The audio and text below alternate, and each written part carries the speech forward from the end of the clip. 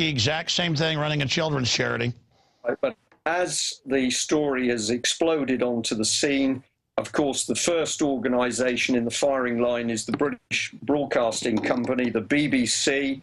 It sells itself on an international platform as being the bastion of truth and honesty and morality.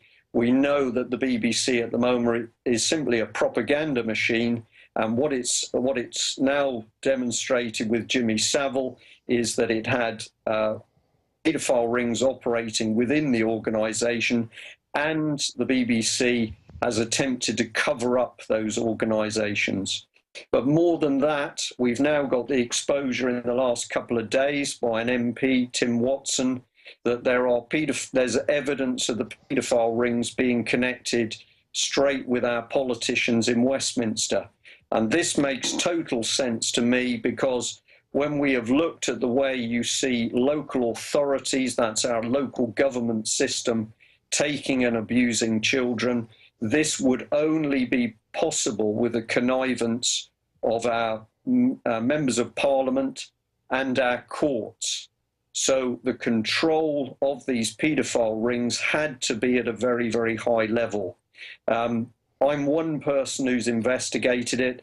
There are other people who've been warning about this for much longer. David Icke is one of those people.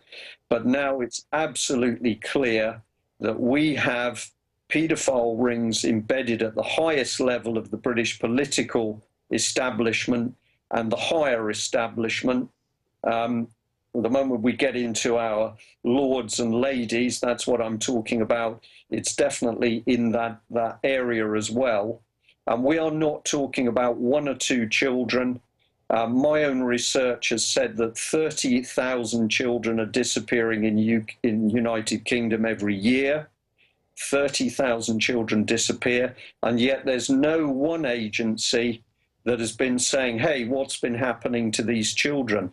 I have police officers who are now talking to me on a weekly basis who report that they have been involved in investigations into child abuse, child trafficking, child prostitution.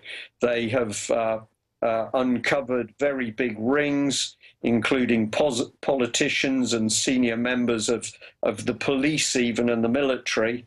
And yet, once they've done the work to break into those paedophile rings, their investigations are then suddenly closed down by those in authority. Let me expand on that. The Texas Youth Commission, where I'm